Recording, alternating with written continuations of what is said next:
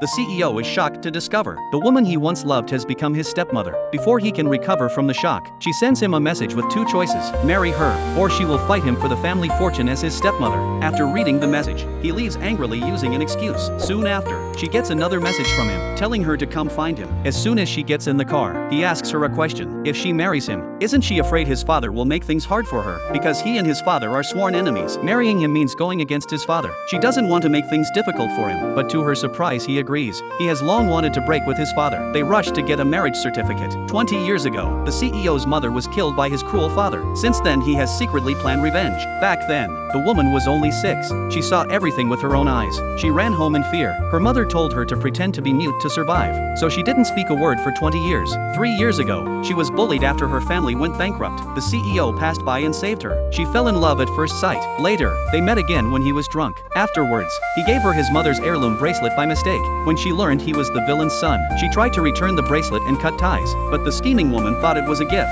She kept it for herself. The CEO mistook her for the one who helped him. He even made the schemer his personal secretary. After the woman's family went bankrupt, the villain used her mother to threaten her, forcing her to marry him. He wanted her beauty, and feared she would reveal the truth. When the villain introduced her to the CEO as his new wife, she thought he would recognize her, so she sent him the message, asking him to marry her, but he didn't remember that night. Still, he agreed to the marriage to fight his father. After the wedding, he didn't love her. They only kept up appearances, because he still thought the schemer was the woman from that night. Soon, the woman found out she was pregnant. She tried to tell him, but his cold response shut her down. He even asked her to bring red date water to the schemer. At the door, the schemer pretended something got in her eye. She asked the CEO to blow on it. The woman misunderstood. She thought he was kissing her. She turned and left in anger, but was kidnapped by the CEO's enemy. The kidnappers took a photo of her pregnant belly and sent it to the CEO. The phone was left on a table. The schemer secretly deleted the message. No one responded, so the kidnappers called using a voice changer. The CEO hung up right away. He asked the woman's sister where she was.